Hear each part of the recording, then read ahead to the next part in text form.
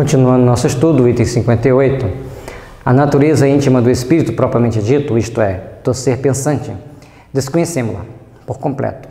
Apenas pelos seus atos ele se nos revela, e seus atos não nos podem impressionar os sentidos, a não ser por um determinado intermediário material. Então, a natureza do espírito, Kardec, conforme ele diz aqui, não tem como descrever, não era o objetivo dele descrever, era importante entender que era um ser inteligente e que ele tinha um intermediário material para produzir todos aqueles fenômenos. O espírito precisa, pois, de matéria para atuar sobre a matéria. Tem por instrumento direto de sua ação o perispírito, como o homem tem o corpo. Ora, o perispírito é matéria, conforme acabamos de ver. Então, o perispírito é uma matéria e o espírito precisa desse perispírito para se manifestar. E esse perispírito pode ser materializado desde que tenha um médium que produza o ectoplasma suficiente para que a mão seja moldada, o corpo inteiro seja moldado, o espírito todo seja moldado. De acordo com o médium de efeitos físicos, com as suas particularidades, com as suas propriedades, acontece a situação A, acontece a situação B, da forma A, da forma B. Ou seja, vai ter várias formas de materialização, várias formas de aparecimento do ser, ou de uma mão, ou de um objeto qualquer, ou do desaparecimento também. Então, é importante que nós tenhamos condições de tentar entender e visualizarmos aquilo que está acontecendo. Isso é de suma importância. Nós precisamos sempre saber que temos que saber visualizar aquilo que está acontecendo ao nosso redor, aquilo que está aparecendo ali para a gente. Como nós vamos entender, como nós vamos deparar com aquelas informações e com aquelas ações. Porque se ocorrer, a gente não tem que sair correndo. Nós temos que raciocinar sobre todas aquelas possibilidades.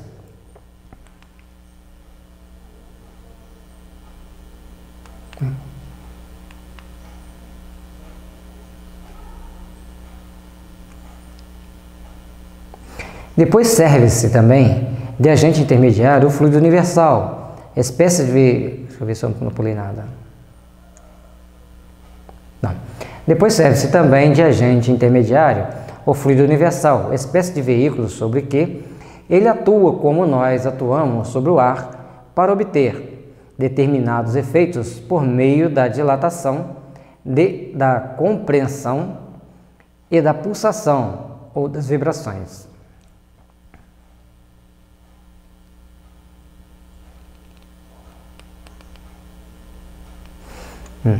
Depois serve-lhe também de agente intermediário, o fluido universal, espécie de veículo sobre que ele atua, como nós atuamos.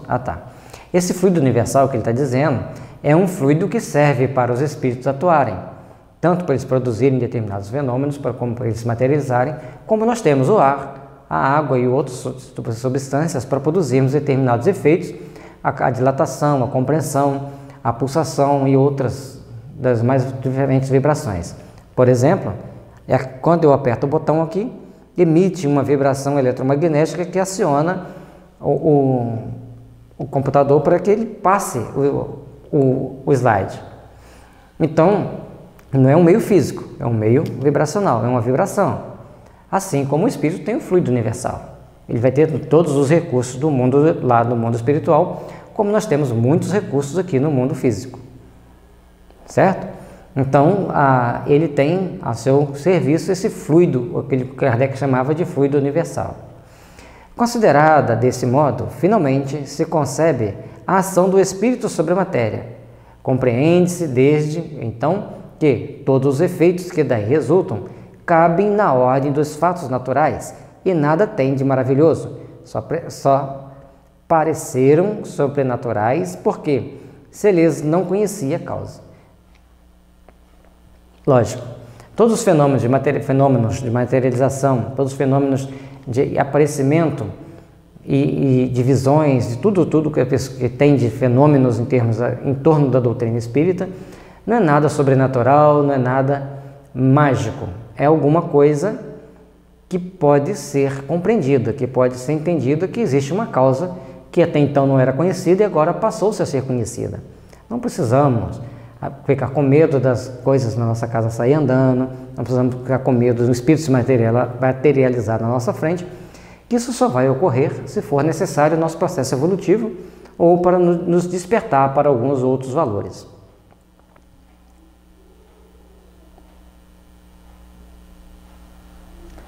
Então, todos os efeitos dessa materialização são fatos naturais, né? Muito chamado hoje de paranormal, em vez de sobrenaturais ou sobrenormal, paranormal está no limiar entre o normal e o não normal, certo? Então, são novos conceitos, são novos entendimentos, mas perfeitamente explicável, nada que seja assustador, fantasmagórico. Apenas é uma coisa diferente da que as pessoas estão acostumadas a ver, a perceber, e que ocorre com uma certa naturalidade quando nós entendemos todo o fenômeno em si, tudo que está em torno daquela situação. Tem que ter um médium de efeitos físicos, tem que ter um espírito em condições de manipular os fluidos gerados por esse médium e ação propriamente dita sobre a matéria. Conhecida esta, desaparece o maravilhoso e essa causa se inclui toda nas propriedades semimateriais do perispírito. Então, essa condição semimaterial do perispírito, quando ele tem um médium para lhe oferecer algo mais, as coisas começam a acontecer fora da normalidade que a gente entende e dentro de uma extranormalidade que a doutrina espírita explica. Então essa situação vai ser toda ela devido à manipulação do perispírito por espíritos que têm conhecimento para isso e permissão para isso e, logicamente, dos fluidos doados por um médium. E uma ordem nova de fatos, que uma nova lei vem explicar dos quais, dentro de algum tempo, ninguém mais se admirará, como ninguém se admira hoje, de se corresponder com outra pessoa a grande distância, em alguns minutos por meio da eletricidade. Na época era o telégrafo, hoje é via satélite, né, pela internet. A gente chega em casa, não precisamos descer do carro para abrir o portão, é só apertar um botão que ele abre. Então, todos são meios que não estão dentro das relações físicas. Em algumas regiões, se você fizer isso, as pessoas vão achar que você é sobrenatural. Imagine, se ainda existir na Terra um local onde desconheçam totalmente a tecnologia. Eu estou aqui falando, passo o slide e a pessoa vai, espera aí, que milagre é esse? Esse cara é mágico. Porque simplesmente ele desconhece a ação de eletromagnética de mexer um slide. Da mesma forma, as leis espirituais que regem a nossa vida, que estão ao nosso derredor, que estão dentro das nossas possibilidades de entendimento e compreensão, também são importantes para nós entendermos como os fatos se processam, como que as situações ocorrem para a gente compreender e entender o mundo espiritual, a sua interferência no nosso meio. Aí a gente tem que estudar o livro dos médiuns para não criarmos teorias, vamos chamar de fantasmagórica, né, que assustam muito mais do que esclarecem. Então vamos estudar, vamos nos esclarecer, vamos entender e agir com racionalidade diante desses fatos.